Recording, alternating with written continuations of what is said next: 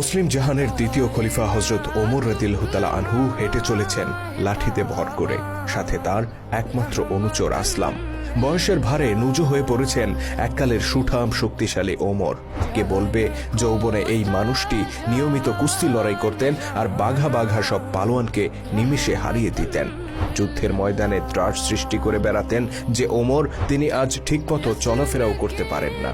তথাপি অতি বৃদ্ধ বয়সে লাঠিতে ভর করে মাঝে মধ্যেই তিনি বেরিয়ে পড়তেন নিজের চোখে মানুষের হাল হাকিকত দেখার জন্য, কখনো দিনের আলোতে, কখনো বা রাতের অন্ধকারে।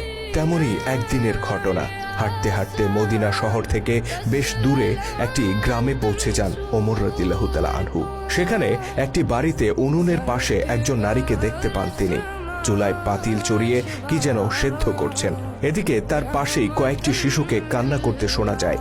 মহিলাটি কান্নারত শিশুদেরকে বারবার সান্ত্বনা দিয়ে বলছেন, এই তো আর একটু সবুর করো, খাবার প্রায় হয়ে এসেছে। কৌতূহলী ওমর অনুমতি নিয়ে মহিলাটির কাছে যান আর জিজ্ঞেস করেন বাচ্চাগুলো কেন কান্না করছে। ওই নারী হযরত ওমর রাদিয়াল্লাহু তাআলা আনহুকে আগে কখনো দেখেননি, যে কারণে তিনি মুসলিম জাহানের খলিফাকে চিনতে পারেন না। আগন্তুকের কৌতূহল দেখে তিনি বেশ বিরক্ত হন এবং বলেন, শিশুগুলো ক্ষুধায় কান্না করছে। ওমর রাদিয়াল্লাহু তাআলা আনহু জানতে চান উনুনে তিনি কি চড়িয়েছেন, খাবার প্রস্তুত হতে আর কত দেরি। মহিলাটি আরো বেশি বিরক্ত হয়ে বলেন, পাতিলে কিছুই নেই, শুধু পানি চড়িয়ে রেখেছি। বাচ্চাগুলোকে সান্ত্বনা দেওয়ার জন্য খাবার তৈরির ভান করছি।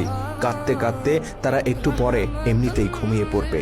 অতঃপর অতি দুঃখের সাথে নারীটি জানান তার ঘরে কোনো খাবার নেই। তিনি নিজের এই দুরবস্থার কারণে খলিফা ওমরকে দায়ী করেন আর বলেন, নিশ্চয়ই এর জন্য আল্লাহর দরবারে ওমরকে জবাব দিতে হবে। তিনি জানতেন না তার সামনেই দাঁড়িয়ে আছেন খলিফা ওমর রাদিয়াল্লাহু তাআলা আনহু। ওমর